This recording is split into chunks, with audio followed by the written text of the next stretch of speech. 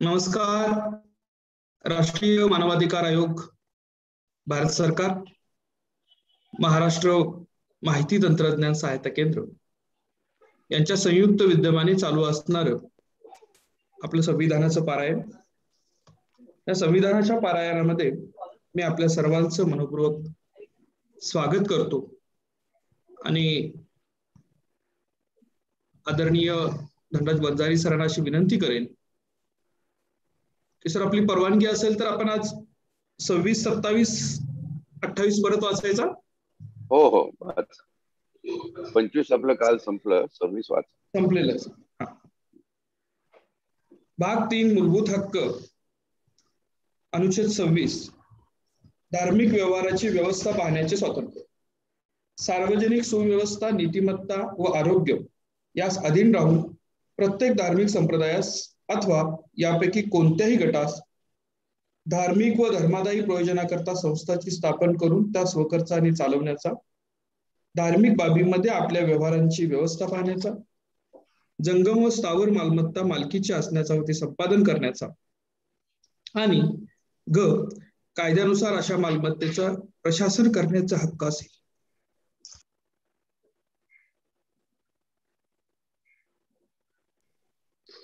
अनुच्छेद 27, विशिष्ट धर्माच्या संवर्धनाकरता कर देण्याबाबत स्वातंत्र्य. ज्याचे उत्पन्न एका विशिष्ट धर्माचे अथवा धार्मिक संप्रदायाचे संवर्धन करण्यासाठी किंवा तो चालू ठेवण्यासाठी विनिर्दिष्टपणे विनियोजित केलेले आहे असे कोणतेही कर देण्याची कोणत्याही व्यक्तीवर सक्ती केली जाणार नाही. अनुच्छेद 28, विवेकशील शैक्षणिक संस्था धार्मिक शिक्षण अथवा धार्मिक उपासना यांना उपस्थित राहण्याबाबत स्वातंत्र्य. 1. पूर्णतः राज्याच्या निधीने चालवल्या जाणाऱ्या कोणत्याही शैक्षणिक संस्थेस कोणत्याही धार्मिक शिक्षण दिले जाणार नाही. 2. ज्या शैक्षणिक संस्थांचे प्रशासन राज्याकडून केले जात असेल परंतु धार्मिक शिक्षण देणे आवश्यक असणारा कोणताही दाननिधी किंवा न्यास याखाली ती स्थापन झाली असेल तिला खंड 1 मधील कोणतीही तरतूद लागू होणार नाही. 3. राज्याने मान्यता दिलेल्या किंवा राज्याच्या निधीतून सहाय्य मिळत असणाऱ्या कोणत्याही शैक्षणिक संस्थेस. सर आवाज येतोय? सर आवाज येतोय आता माझा?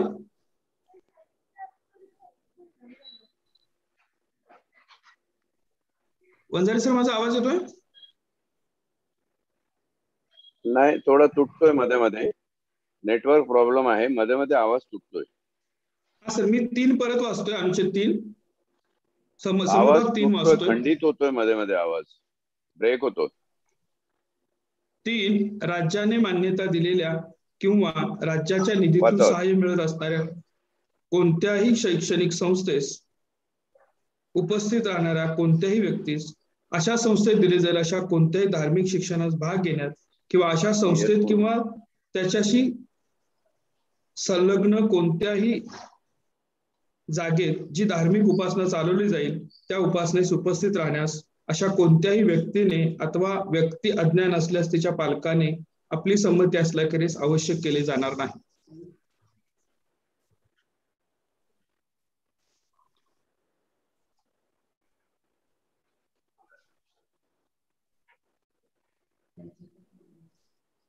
सर माझी आपल्याला विनंती राहील की आपण विश्लेषण सुरुवात करावं.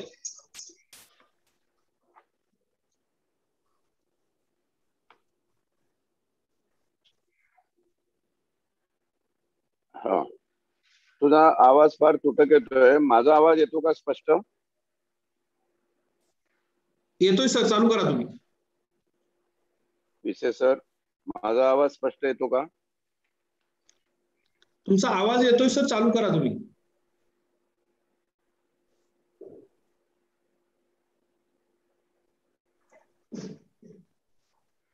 हा, माझा आवाज स्पष्ट येत असेल तर मी चालू करतो. जसं आपण काल बघितलं की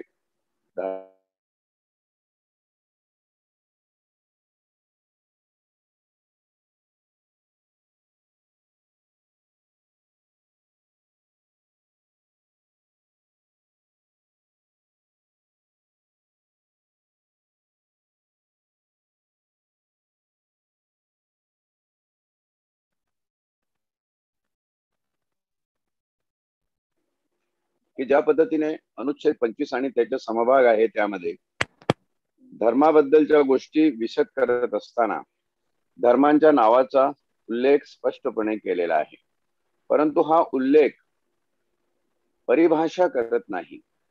धर्माची व्याप्ती काय असावी याची व्याख्या करत नाहीये. धर्माची भौगोलिक परिसीमा, सांस्कृतिक परिसीमा काय असावी त्याच्याबद्दल व्याख्या करत नाहीये. आणि हे सगळं न करता घटनेनी हे तुमच्यात सत्सद विवेक बुद्धीवर सोपवलेला आहे. म्हणून आपण काल बघितलं की सत्सद विवेक हा या संपूर्ण धर्म स्वातंत्र्याच्या हक्काचा आत्मा आहे. तुमच्यात विवेक नसेल तर धर्म स्वातंत्र्य उपयोगाचं नाही. आज जशी आखाटी केली जाते की हिंदू धर्म हा धर्म नाही किंवा हिंदू ही जीवन पद्धती आहे, त्याचं कारण देताना लोक सांगतात की हिंदू या शब्दाचा उल्लेख कुठल्याही हिंदूंच्या मानल्या जाणाऱ्या प्रमाण अशा धर्मग्रंथांमध्ये नाही. मग ते वेद असतील, उपनिषद असतील, संहिता असतील, रामायण महाभारत असेल, गीता असेल आणि पुराण असतील 1 ते 18, या सगळ्यांमध्ये हिंदूचा उल्लेख नाही. उद्या जर हा प्रश्न पुढे आला की घटनेमध्ये हिंदूचा उल्लेख होता का, तर हा मुद्दा स्पष्ट होतो की होय, घटनेमध्ये हिंदू या शब्दाचा उल्लेख आहे. इतकंच नाही तर हिंदू या शब्दामध्ये कुठले कुठले धर्म, शीख धर्म, जैन धर्म, बौद्ध धर्म हे अन्वयार्थाने समाविष्ट आहेत. म्हणजे इंटरप्रिटेशन करताना त्यांचा समावेश त्याच्यामध्ये होतो.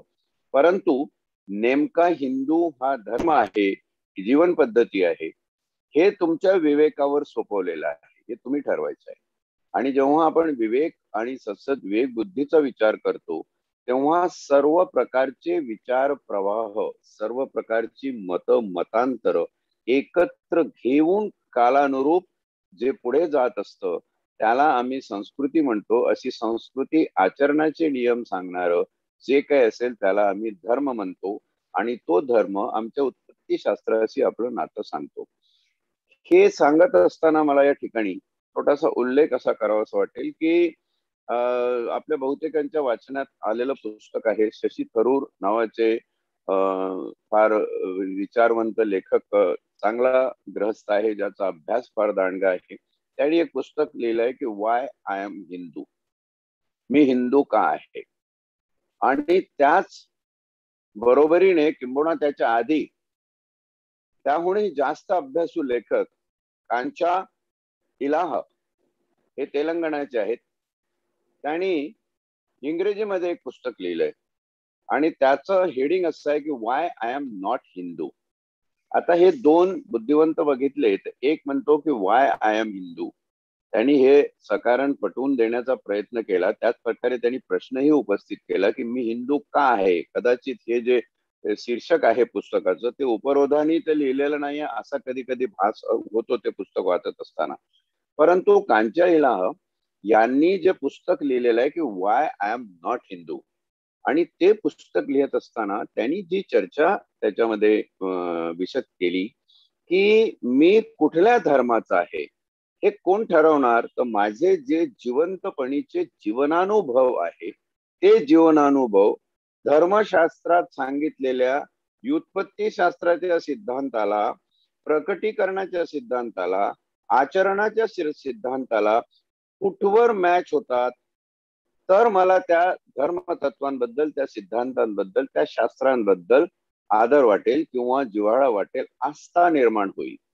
अशी आस्था निर्माण होत नसताना माझ्यावर जर थोपवलं जात असेल की केवळ एका विशिष्ट जनजाती, विशिष्ट नाव, विशिष्ट प्रदेश, विशिष्ट संस्कृती, विशिष्ट दर्जा तिथे जन्माला आलेला आहे म्हणून तू हिंदू आहे, तर हे काही मला मान्य नाही.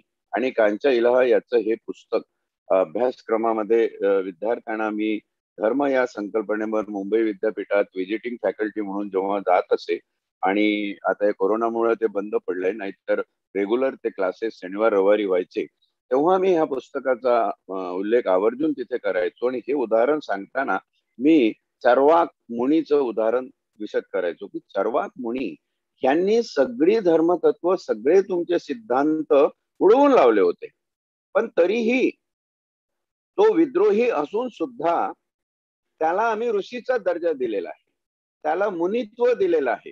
कारण आमच्याशी मतभेद असणारा माणूस असणं म्हणजे काही गुन्हा नाही. परंतु आज आम्ही ज्या पद्धतीनं हे सगळं बघतोय त्याच्यात असं दिसतंय की धर्म हा दिवसेंदिवस असहिष्णू होत चाललेला आहे. सहिष्णुता हा खरा धर्माचा चेहरा असला पाहिजे. तो न राहता या 25 अनुच्छेद जो आहे घटनेचा त्याच्यामध्ये सुद्धा या सहिष्णुतेची जाणीव आपल्याला वारंवार करून दिलेली आहे की धर्म आचरणाशी निगडीत जे निर्बंध लावलेले आहे त्या निर्बंधामध्ये राजनैतिक, अन्य धर्मिकेतर, सामाजिक कल्याण आणि सुधारणा या सगळ्या गोष्टी आपण इतर समावेशक बाबी लक्षात घेऊनच धर्म आचरणाच्या पद्धती ठेवलेल्या आहे. आणि अशा आचरणाच्या पद्धती एखाद्याला मान्य नसतील, कांच्या इलासारखा माणूस म्हणत असेल की माझ्या मनात प्रश्न निर्माण होतो की वाय आय एम हिंदू. आणि बरोबर आहे, कांच्या इलाहाचं जे परसेप्शन आहे ते परसेप्शन जर युपी मधल्या हाथरस येथे राहणाऱ्या मनीषा वाल्मिकीच्या कुटुंबियांना जाऊन विचारलं की तुम्हाला काय वाटतं, या प्रश्नाचं उत्तर काय आहे की वाय आय एम हिंदू और Y I am not Hindu.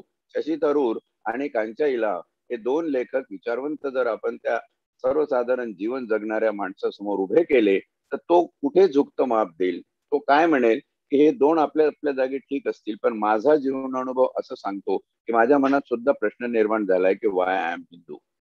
आणि असं जेव्हा होतं तेव्हा आपण एक गोष्ट लक्षात ठेवली पाहिजे, जी देणगी आपल्याला या अनुच्छेद 25 राज्यघटनेने दिलेली आहे की सत्सद विवेक बुद्धी. तुमचा विवेक तुम्हाला काय सांगतो, तुमची बुद्धी तुम्हाला काय सांगते, त्या बुद्धी नुरूप जे अनुभव तुम्हाला जीवनात प्राप्त झालेले आहे ते अनुभव तुमच्याशी काय बोलतात आणि त्या अनुभवावरून जे अनुमान निघतं त्याच्यावरून जीवनाचं अंतिम सत्य काय निर्गमित होतं, कुठलं सत्य तुमच्या डोळ्यासमोर येतं.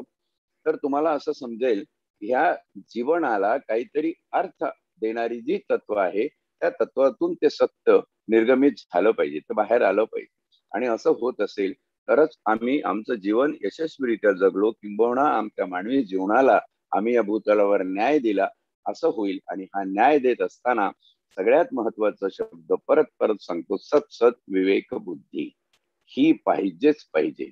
आता हे सगळं पारायण आणि आपण हे सगळं करतोय, सत्सद विवेक बुद्धी आणि हे सगळं, आणि हे मी कालपासून टीव्हीवर बघतोय नारायण राणे विरुद्ध उद्धव ठाकरे जो सामना रंगलेला, अख्ख्या महाराष्ट्रामधले जे गदारोळ उठलेला आहे, कुठं दंगली झालेल्या आहेत, कुठं अटकेची कारवाई झालेली आहे, कुठं पोलीस बांधवांची त्रेधा तिरपट आहे लोकांना सांभाळता सांभाळता, हे सगळं पाहताना मन विषण्ण होतं थोडं.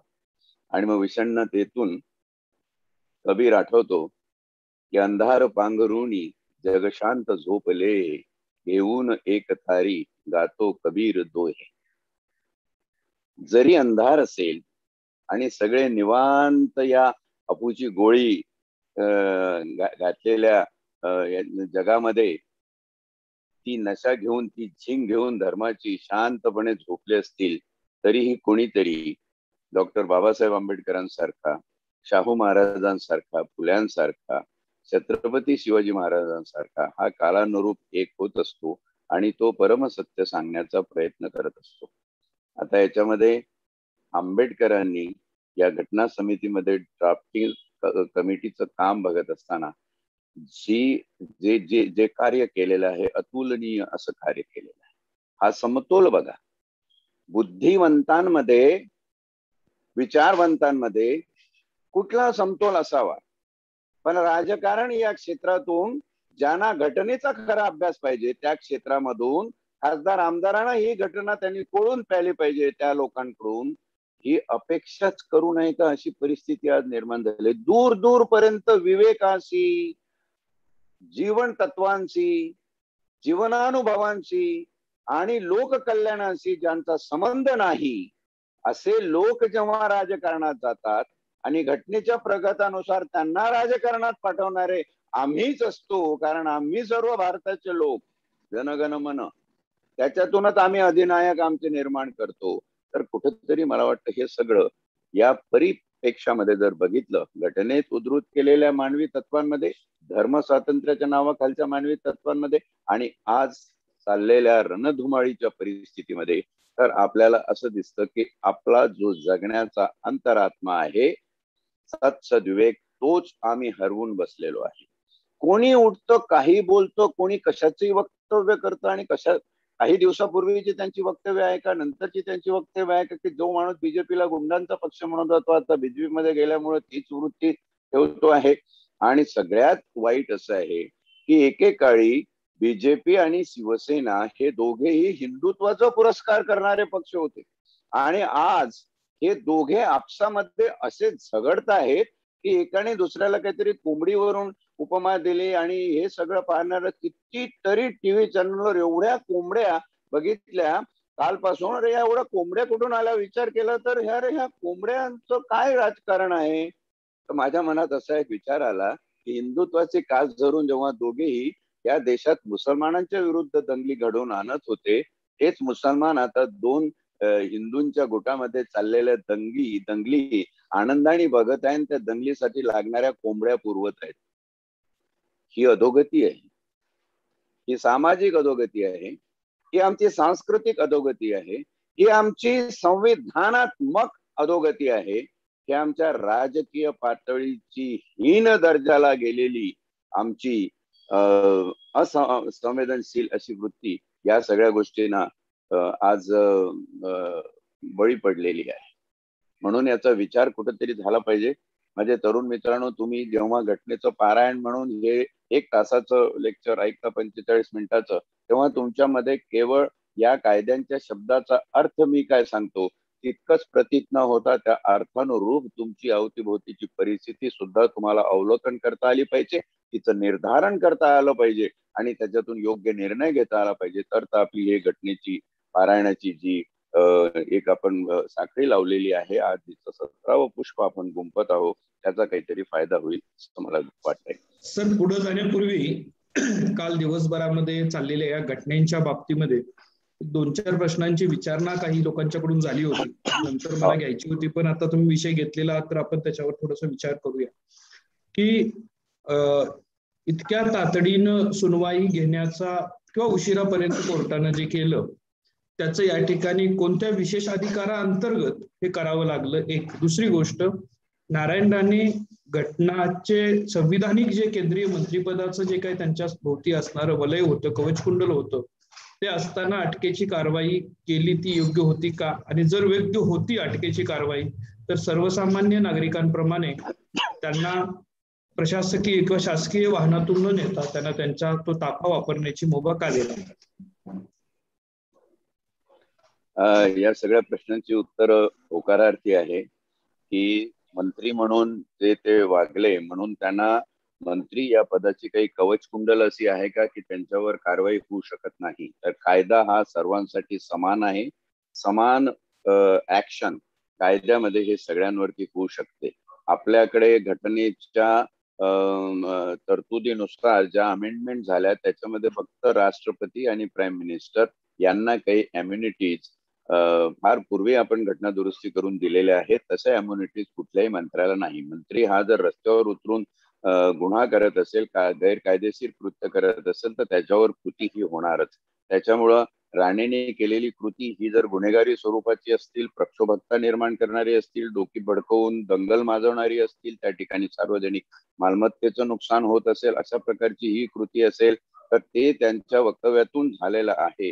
त्याच्यामुळे त्यांना त्याच्यासाठी जबाबदार धरून जी कृती कायदेशीर त्यांच्यावर झालेली आहे ती योग्य आहे. मंत्री म्हणून त्यांना कुठली इम्युनिटी याच्यामध्ये असेल किंवा कुठलं कवच असेल अशा भ्रमात कुणी राहू नये. दुसरं असं आहे की त्यांना जे अटक झाली तर त्यांना शासकीय वाहनात नेलं पाहिजे होतं. असा कुठलाही अटके बाबतीतचा सिद्धांत किंवा नियम तुम्हाला सीआरपीसी मध्ये दिसत नाही. सीआरपीसी मध्ये अटक ही शब्दांनी होऊ शकते, सीआरपीसी मध्ये अटक ही हाताने धरूनही होऊ शकते, सीआरपीसी मध्ये अटक ही बेड्या टाकूनही होऊ शकते आणि सीआरपीसी मध्ये अटक ही वाहनाच्या सिलेक्शन वरूनही होऊ शकते. त्याच्यामध्ये पोलिसांवर असे निर्बंध कायद्याने लावलेले नाहीत की अमुकच वाहनातून नेलं पाहिजे किंवा तमुकच वाहनातून नेलं पाहिजे. त्याच्यामुळे पोलिसांनी केलेली कृती या ठिकाणी योग्य आहे. आणि पहिला काय प्रश्न विचारला होता? सुद्धा सर, घटनेने संविधानिक पदावर असताना केलेली कारवाई योग्य आहे का?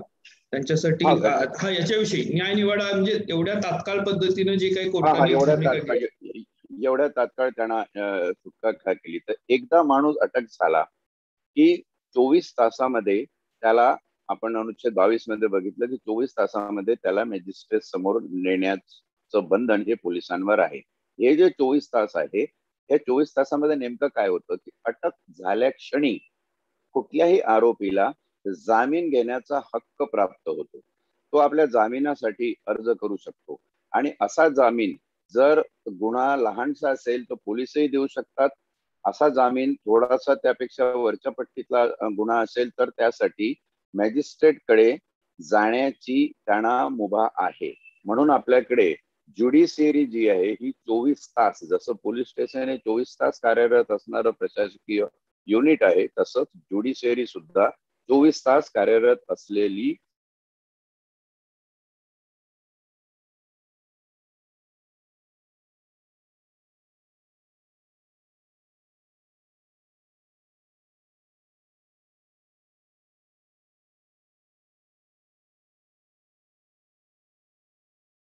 अंमल असतो. तो मॅजिस्ट्रेट आपल्या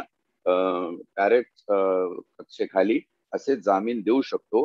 म्हणून त्यांना जो जामीन मिळालेला आहे तो त्यांचा हक्क म्हणून त्यांना जामीन मिळालेला आहे. आणि गुन्हा जामीन पात्र आहे की नाही, हा याचा जामीन द्यायचा की नाही, हे सर्व न्यायालयीन निर्णय असतात. त्याच्यामुळे मॅजिस्ट्रेटनी जो निर्णय घेतला की त्यांना जामीन दिला गेला पाहिजे, तो पोलिसांनी सादर केलेल्या दस्तावेजावर किंवा त्यांचं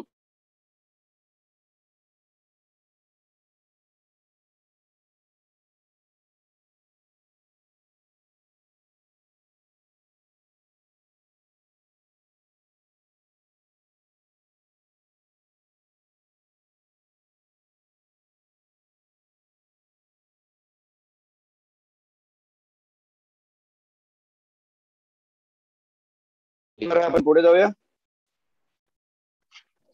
हॅलो. हा सर, नक्की नक्की नक्की सर, नक्की हा पुढे हा जाऊया आपण सर. हा. अनुच्छेद 26 असं म्हणतो की धार्मिक व्यवहाराची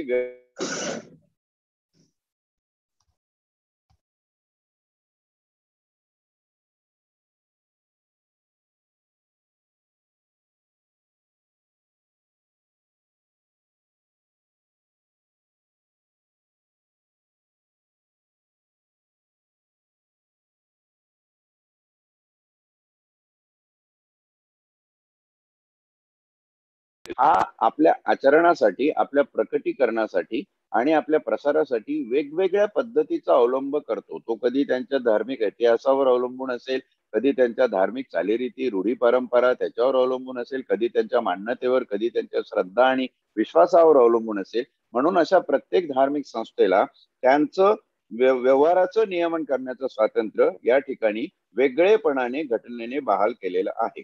त्याच्यामध्ये एक असं सांगतोय की सार्वजनिक सुव्यवस्था, नीतिमत्ता व आरोग्य याच्या अधीन राहून प्रत्येक धार्मिक संप्रदायात अथवा त्यांच्यापैकी कोणत्याही गटास, धार्मिक संप्रदाय मग तो धर्म असेल किंवा पंथ असेल, त्या सर्व किंवा त्याच्या कुठल्याही गटामध्ये एखादा गट जो अमुक धार्मिक संस्थेची संलग्न आहे, त्या गटाला सार्वजनिक सुव्यवस्थेला बाधा होणार नाही, नीतिमत्तेला आणि आरोग्याला, इथे ही नीतिमत्ता परत तुमचा विवेक उद्धृत करतं की विवेकानुसार तुम्ही वागलं पाहिजे. अविवेकी वागून तुम्ही चालणार नाही, अघोरी पद्धतीचा अवलंब करून चालणार नाही. अंधश्रद्धा निर्मूलन कायदा जो महाराष्ट्रामध्ये निर्माण झाला तेव्हा ही एक बिरुदावली होती की श्रद्धा याचं स्वातंत्र्य घटनेने दिलेलं आहे, पण श्रद्धा ही तुमची व्यक्तिगत आणि जो कोण तुमचा निर्माता असेल, देव असेल, त्याच्याबद्दल श्रद्धेचं आहे. पण तुमची श्रद्धा जर चुकीच्या मार्गाने व्यवहार, उदीम, व्यापार आणि पैसे मिळवण्याचा धंदा होत असेल तर तिचं रूपांतर अंधश्रद्धेत केलेलं आहे आणि अंधश्रद्धे विरुद्ध कायदा केलेला आहे. या ठिकाणी जे स्वातंत्र्य दिलेली आहे ती 4 प्रकारची आहे. पहिला आहे धार्मिक व धर्मदायी प्रयोजनाकरता संस्थांची स्थापना करून त्या स्वखर्चाने चालविणे. स्वखर्चाने चालविण्याचं हे स्वातंत्र्य आपण धार्मिक संस्थांना दिलेलं आहे आणि त्यासाठी संस्थांनी प्रयोजनासाठी संस्थांची स्थापना ते करू शकतात.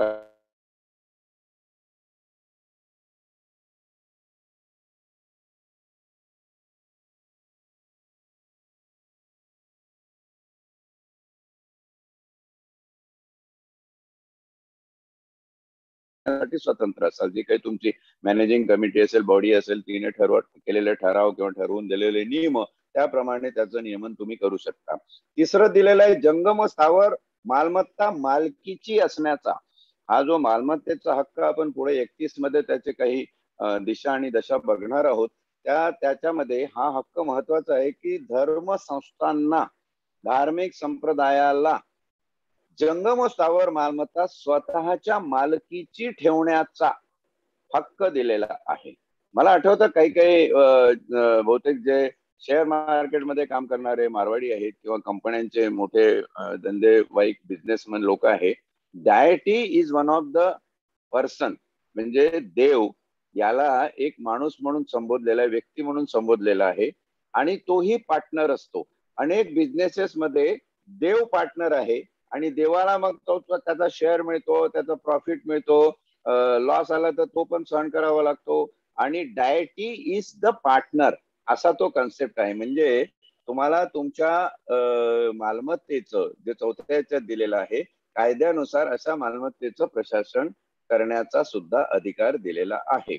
म्हणजे जिथे धर्म स्वातंत्र्य नुसतं नावाला न देता ते धर्म स्वातंत्र्य कसं नियमित केलेलं आहे, त्या धर्म स्वातंत्र्यावर कसं प्रक्रियात्मक प्रोसेस या ठिकाणी केलेली आहे ती आपण बघण्यासारखी आहे. आणि चौथी जी सवलत आहे त्याच्यामध्ये असं म्हणते की कायद्यानुसार अशा मालमत्तेचे प्रशासन करण्याचा, बघा, अशा मालमत्तेचं नियमन करण्याचा किंवा अशा मालमत्तेचं नियंत्रण करण्याचा, मॅनेजमेंट करण्याचा असं वगैरे शब्द वापरला नाही, अशा मालमत्तेचे प्रशासन करण्याचा. म्हणजे त्या मालमत्तेवर हुकून तुम्हाला प्रशासन करावं लागतं. हा शब्द एवढ्यासाठी महत्वाचा आहे की जेव्हा प्रशासन करण्याची जबाबदारी धर्मसंस्थांवर येते तेव्हा धर्मसंस्थांना आपले घटनात्मक नियम तयार करावे लागतात आणि नियम तयार केले की त्याला रजिस्ट्रेशन मिळाल्यानंतर एक प्रशासकीय दर्जा प्राप्त होतो आणि त्या नियमानुसारच त्या धर्मसंस्थेना किंवा धार्मिक संप्रदायाला आपल्या मालमत्तेची विल्हेवाट, तिचा नियमन, तिचा विनियोग हे सगळं त्या नियमानुसार करावं लागतं. अर्थात त्याच्यावर अंकुश असतो तो चॅरिटी कमिशनरचा. एखाद्या धर्मसंस्थेने गैरनियमन केलं असेल तर चॅरिटी कमिशनर नोटीस पाठवून त्यांना एक्सप्लेनेशन विचारू शकतो की तुम्ही तुमच्या घटनेमध्ये हे अशा प्रकारची तरतूद केलेली आहे का, तरच तुम्हाला हे करता येईल. बऱ्याचशा धार्मिक संस्था ह्या कर्ज घेतात, बऱ्याचशा धार्मिक संस्था हे मालमत्तेचे व्यवहार करतात, त्या व्यवहारावर सुद्धा चॅरिटी कमिशनची परवानगी आवश्यक असते. हा अर्थ आहे प्रशासन या शब्दाचा. म्हणजे घटनेमध्ये खरोखर काही काही शब्द आणि काही काही गोष्टी ज्या दिलेल्या आहेत ना त्या मनापासून अभ्यासण्यासारख्या आहेत, त्या आपण या ठिकाणी लक्षात घेतली पाहिजे. 27वा अगदी एका ओळीचा आहे की एखाद्या विशिष्ट धर्माच्या संवर्धनाकरता कर देण्याचे स्वातंत्र्य, सक्ती नाही. तुम्हाला अशा धार्मिक संस्था, तुम्ही एका धर्माचे आहात म्हणून तुम्ही त्याला कर दिला पाहिजे असं काही बंधन तुमच्यावर नाही आहे. कर द्यायचा, देणगी द्यायची, डोनेशन द्यायचं की नाही द्यायचं हे सर्वस्वी स्वातंत्र्य तुम्हाला प्रदान केलेलं आहे. हा 27वा एवढ्यासाठी महत्वाचा आहे की खूप लोक सांगतात आपण सोशल मीडियावर खरे हिंदू असाल तर या बाबतीमध्ये लक्ष घालून काहीतरी आपल्या खिशाला हात लावा आणि दान द्या, खरे मुसलमान असाल, खरे बुद्ध असाल तर असं.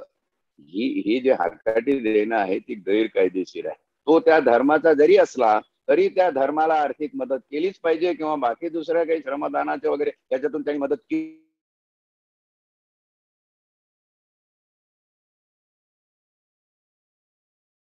मदत द्यायची की नाही याचं स्वातंत्र्य प्रत्येक व्यक्तीला या 27 अनुच्छेदाने दिलेलं आहे. 28वा जो अनुच्छेद आहे तो या ठिकाणी असं म्हणतो की विवक्षित शैक्षणिक संस्थात, म्हणजे काही विशिष्ट शैक्षणिक संस्थात धार्मिक शिक्षण अथवा धार्मिक उपासना यांना उपस्थित राहण्याचं स्वातंत्र्य, इथेही सक्ती नाही. लक्षात घ्या, याही अनुच्छेदामध्ये सक्ती नाही. तुम्ही कुठल्या धार्मिक संस्थांमध्ये, कुठल्या धर्माचं शिक्षण देणाऱ्या शैक्षणिक संस्थांमध्ये जावं किंवा जाऊ नये हा अधिकार तुम्हाला दिलेला आहे. पूर्णतः पहिलं असं म्हणतं की पूर्णतः राज्याच्या निधीतून चालवल्या जाणाऱ्या कोणत्याही शैक्षणिक संस्थेत कोणतेही धार्मिक शिक्षण दिले जाणार नाही. हा प्रश्न मदरसाचा आहे. इथे जर मदरसा हा सरकारने आपल्या प्रशासनामध्ये चालवण्यासाठी घेतला असेल तर सरकारचं प्रशासन आलं किंवा सरकारचा निधी त्या ठिकाणी आला, म्हणून त्या ठिकाणी तुम्हाला धर्माचं शिक्षण देता येणार नाही.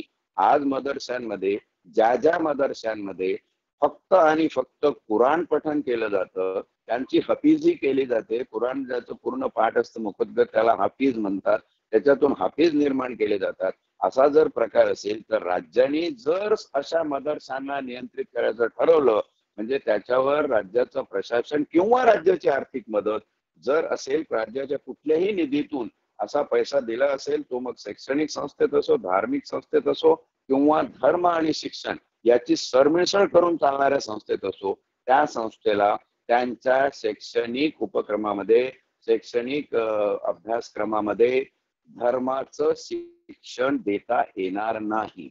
हे या प्रकारे राज्यांनी किंवा घटनेने राज्यावर अंकुश लावलेला आहे की तू धर्मनिरपेक्ष आहे, म्हणजे तुला हे असं करता येणार नाही. मला आठवतं विनोद तावडे जेव्हा शिक्षण मंत्री होते, कुठल्या तरी एका संस्थेला गीतेचं पुस्तक त्यांनी शाळांमध्ये 10वी 11वीच्या विद्यार्थ्यांना वाटण्यासाठी म्हणून एक लेटर दिलं होतं. त्याच्यावरून भरा मोठा गदारोळ उठलेला आहे की उद्या गीतेचं पुस्तक दिलेलं आहे शाळा कॉलेजांमध्ये, परवा बायबलचं, परवा कुराणाचं पुस्तकांच्या प्रती सुद्धा लोक मागतील. त्यांना तो निर्णय मागे घ्यावा लागला.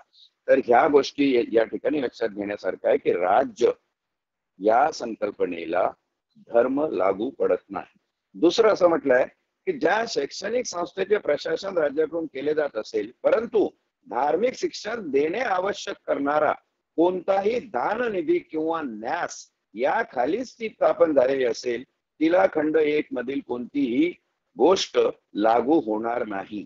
म्हणजे अशी शैक्षणिक संस्था जिचं प्रशासन राज्याकडून केलं जातं, परंतु त्या धार्मिक संस्थेच्या घटनेमध्ये त्यांनी धार्मिक शिक्षण देणं आणि त्यासाठी दाननिधी उपलब्ध असणं, अशी जर तरतूद असेल आणि अशी धर्मसंस्था, सहसा अशी धर्मसंस्था शासन दरबारी मान्यता मिळत नाही, पण जर अशा संस्थेला मान्यता दिली गेली असेल तर अशा संस्थेवरती निर्बंध लावून त्यांना अनिर्बंध असे अधिकार नाही, परंतु कलम 1 ची म्हणजे अनुच्छेद 28 समभाग 1 ची जी अट आहे ती यांना लागू पडणार नाही. म्हणजे तुम्ही म्हणाल मग समभाग 2 अनुच्छेद 28 मध्ये त्यांना मुभा दिलेली आहे का? तर मुभा दिलेली नाही आहे. त्या मुभेवर निर्बंध लावण्याचे अधिकार शासना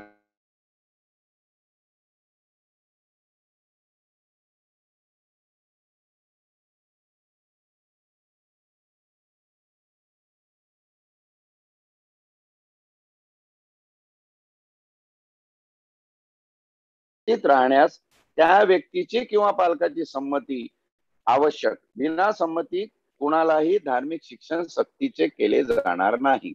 आता हे समभाग 2 वरच समभाग 3 अवलंबून आहे की अशा संस्था ज्या संस्थेमध्ये शिक्षण आहे आणि धार्मिक शिक्षणही समाविष्ट आहे. धार्मिक शिक्षण म्हणजे एखाद्या वेळी प्रार्थना, एखाद्या शाळेमध्ये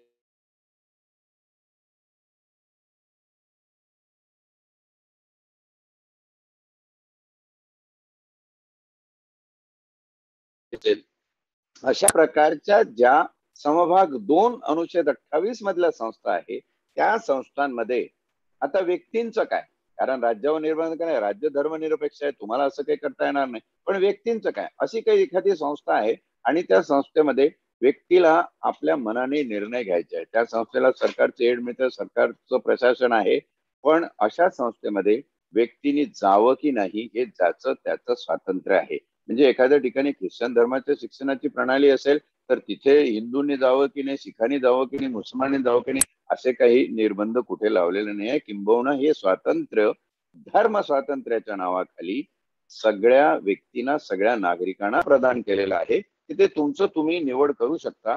अशा शिक्षण संस्थेमध्ये तुम्ही स्वतः आपलं निर्णय घेऊन शिक्षण घेऊ शकता किंवा तुमच्या मुलांना तसं शिक्षण देऊ शकता. मुलांचं जर शिक्षण द्यायचं झालं तर त्यांनी या धर्म संस्थेमध्ये किंवा या शिक्षण संस्थेमध्ये धर्माचं शिक्षण दिलं जातं, याचा न्यायनिवाडा कोणी करायचा तर तो पालकांनी करायचा. अशा वेळी पालकांची संमती आवश्यक असणार आहे. पालक असं म्हणू शकत नाही की मी ऍडमिशन घेतली माझ्या मुलाची, माझ्या मुलीची, त्यावेळी मला हे समजलं नव्हतं, असं असं धर्माचं शिक्षण देणार आहे आणि आता धर्माचं शिक्षण देतात त्याच्यावर माझं ऑब्जेक्शन आहे. तर तुम्ही ती संमती दिलेली आहे, म्हणून शाळांच्या ऍडमिशन फॉर्म मध्ये पालकांची संमती हा विशेष कॉलम दिलेला असतो आणि शाळांवर ज्या पर्टिक्युलरली या समभाग 2 समभाग 3 अनुच्छेद 28च्या त्याच्यामध्ये ज्या शाळा कॅटेगराईज होतात त्या शाळांच्या ऍडमिशन फॉर्मवर हे सगळं विशद केलेलं असतं की जे धर्माचं शिक्षण असेल ते कुठल्या प्रकारचं असेल, कुठल्या लेवलला असेल, नुसतं प्रार्थना असेल की परत नंतर आम्ही काही त्यांना दुसरं काही धर्माचं शिक्षण देत आहोत असं असेल, याच्यावर निर्बंध लावलेले आहे. शक्य तितके शासनाने तुम्हाला धर्माचं स्वातंत्र्य घटनेभर हुकूम प्रदान करण्यात मुभा दिलेली आहे, पण त्याच वेळी हे धर्म स्वातंत्र्य राज्यावर असं बंधन निर्माण करू नये की राज्य धार्मिक व्हावं. त्याचप्रमाणे हे धर्म स्वातंत्र्य कुठल्या व्यक्तीवरही निर्बंध निर्माण करू नये की तू अमुकच धर्माचं आचरण केलं पाहिजे. हा या सगळ्या अनुच्छेद 28चा अर्थ आहे की धर्माचं स्वातंत्र्य देत असताना किती मोठी सर्कस, केवढी मोठी कसरत या ठिकाणी घटनाकारांना करावी लागली आहे की तुमच्या श्रद्धा, तुमच्या उपासना, तुमच्या विश्वासाचे जे नियमन आहे, विचार आहे ते अबाधित ठेवायचे. त्याचप्रमाणे तुमचं व्यवहारिक जीवन, तुमचं शैक्षणिक जीवन, तुमचं सांस्कृतिक जीवन कसं व्यतीत होईल त्याही बद्दल नियमन करून द्यायचं. असं या 4 अनुच्छेदाचं आपण जर बघितलं 25, 26, 27 आणि 28 तर एकंदर असा भाग दिसतो. आता इथे एक मोठा प्रश्न निर्माण होतो की राज्य धर्मनिरपेक्ष आहे असं म्हणतात, व्यक्ती धर्म सापेक्ष आहे असं म्हणतात. मग या ठिकाणी काही काही आमच्या आदिवासी बांधवांचं सक्तीने धर्मांतरण केलं जातं. दर 4-6 महिन्याला आपल्याला वर्तमानपत्रातून झळकणारे मथळे बघायला मिळतात की अमुक ठिकाणी धर्माचं सक्तीने आचरण, सक्तीने एका धर्मियाचं धर्मांतरण. हा प्रकार मी युनोला आंतरराष्ट्रीय पोलीस अधिकारी असताना कोसोव मध्ये बघितला होता की ज्या ठिकाणी जे शरणार्थी, रेफ्युजीज सेकंड वर्ल्ड वॉर मधले तुर्कस्तानच्या वाट्याला आले आणि तुर्कस्तानने त्यांना आश्रय दिला, तर आम्ही तुम्हाला आश्रय देतो म्हणून तुम्ही आमच्या ख्रिश्चन धर्माचं पालन करा. आणि मोठ्या संख्येने मुस्लिम बांधव हे ख्रिश्चन झाले आणि त्यातून सरेबिया आणि अल्बेनिया हे देश 2 निर्माण होऊन त्यांच्यात ज्या रणधुमाळी सुरू झाल्या, वंशविच्छेद सुरू झाला, त्यातून कोसोवो या नव्या राष्ट्राची निर्मिती युनायटेड नेशनने त्यावेळी केली होती. असे प्रकार भारतामध्ये लागू पडत नाही का? तर तुम्ही आमचे उत्तरेकडची, पूर्व उत्तरेकडची राज्य बघितली तर त्या ठिकाणी असे प्रकार होऊ शकतात. दारासिंग नावाचा आरोपी ज्यांनी एका ऑस्ट्रेलियन जोडप्याला रॉकेल ओतून त्यांच्या कारसह, लहान मुलीसह जिवंत जाळलं होतं, त्याला मृत्यूदंडाची शिक्षा झाली नंतर त्या केसमध्ये. हे प्रकार आपण बघत असतो की ख्रिश्चन पादरी लोक येऊन या ठिकाणी आमच्या मुलांचं धर्मांतर करतात. आता माझ्या समोर इथे एक मानवीय प्रश्न निर्माण होतो आणि म्हणून सत्सद विवेक बुद्धी या संपूर्ण चॅप्टरचा जो गाभा आहे तो पुन्हा उद्धृत करावा असं वाटतो की ज्या माणसाला त्याची जात कुठली आहे, त्याचा धर्म कुठला आहे काहीच माहिती नाही, असा डोंगर दोऱ्या खोऱ्यामध्ये राहणारा अंदमानचा आदिवासी आहे किंवा आपल्याकडचा दुर्गम भागातला आदिवासी आहे ज्याला काहीच कळत नाही, तो काय बघेल की मला माझ्या जगण्याला आश्रय कोण देतो, मला अन्न, कपडा, वस्त्र, निवारा कोण पुरवतो, हे पाहून तो जर म्हणत असेल की बाबा चला ठीक आहे, मला काही बिघडत नाही एखादा धर्म मी स्वतःहून आचरण केलं तर, पण अशा धर्माचं किंबहुना असे गोरगरीब लोक आपल्या धर्मात येतील म्हणून जे लोक प्रयत्न करून धर्मसंस्था अशा दुर्गम भागामध्ये घेऊन त्यांच्या गरिबीचा, त्यांच्या लाचारीचा फायदा घेऊन त्यांना एखाद्या विशिष्ट धर्माचे आचरण करण्यास भाग पाडत असतील तर हा मात्र कायद्याने गुन्हा होतो. म्हणून धर्मांतराविरोधी कायदा आपल्याकडे आहे. तुम्हाला असं सक्तीने कोणाचं धर्मांतरण करता येत नाही. याचाच अर्थ असा आहे की स्वखुशीने तुम्हाला करता येतं. जसं हेमा मालिनीशी लग्न करायचं होतं म्हणून धर्मेंद्रने मुस्लिम धर्म स्वीकारला तेवढ्या पुरता फायद्यासाठी म्हणून, एक तकलादू तरतूद म्हणून त्याच्यातली अशा गोष्टी होतात. आता लव जिहाद हा जो कन्सेप्ट आहे आणि लव जिहाद वरती जो उहापोह होतो सगळीकडे बोलल्या जातं, तोही आपण या ठिकाणी थोडासा बघितला पाहिजे. 2001 साली मी पोलीस खात्यामध्ये काम करत असताना मुंबईच्या इंटेलिजन्स SID डिपार्टमेंटकडे जेव्हा याच्याबद्दलची विचारणा झाली तेव्हा अशा प्रकारचा लव जिहाद असं काही आहे का असं प्रथम दर्शनी संशय निर्माण होतो, असा तो रिपोर्ट होता. आता हा संशय निर्माण होत असेल तर कारण एका धर्माचे मुलं दुसऱ्या धर्माच्या मुली शी लग्न करून त्यांचा धर्म बाटवण्याचा प्रकार करतात आहे म्हणून एका धर्माच्या लोकांनी चिडून जायचं. परंतु त्या रिपोर्ट प्रमाणे याच्यातली 95% अधिक प्रकरणं ही प्रेम प्रकरणं होती. प्रेम हा माणसाचा एक नैसर्गिक आविष्कार आहे आणि तो नैसर्गिक आविष्कार जगण्याचा त्याला कुठल्याही घटनेच्या पलीकडे हक्क आहे. किंबहुना घटनेने सुद्धा तो अतिशय ठळकपणे अधोरेखित केलेला आहे. म्हणून प्रेमातून जर असे विवाह होत असतील तर त्या प्रेम विवाहाला आपण लव जिहाद म्हणून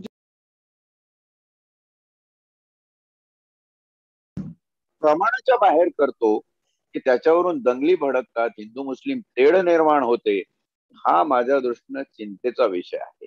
आणि ते विशिष्टच ठिकाणी का होतं?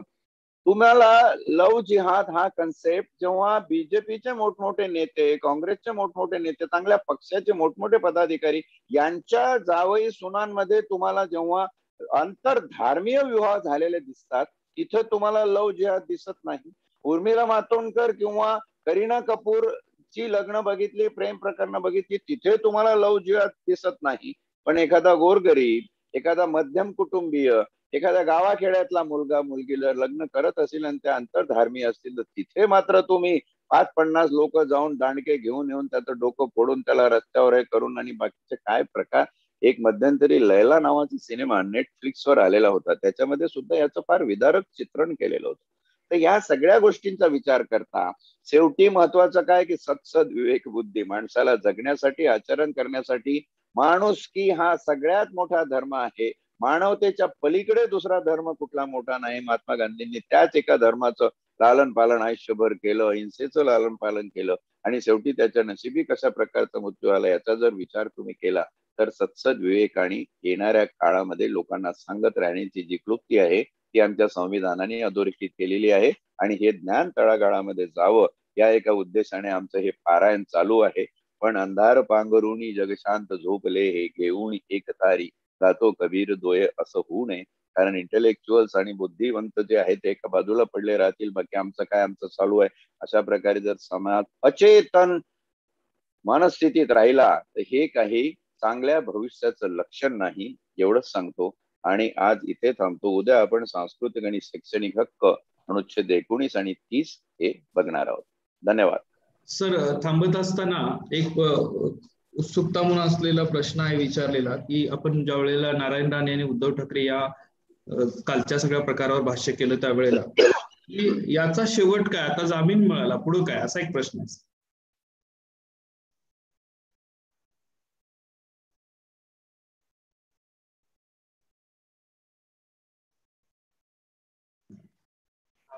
उद्धव ठाकरे या कालच्या सगळ्या प्रकारावर भाष्य केलं त्यावेळेला याचा शेवट काय, आता जामीन मिळाला पुढे काय, असा एक प्रश्न. हॅलो. हा सर. हा सर, आवाज नाही आला मला मध्येच. नाही, न्यायालयामध्ये याचा निवाडा होईल, न्यायालय सुनावणी करेल.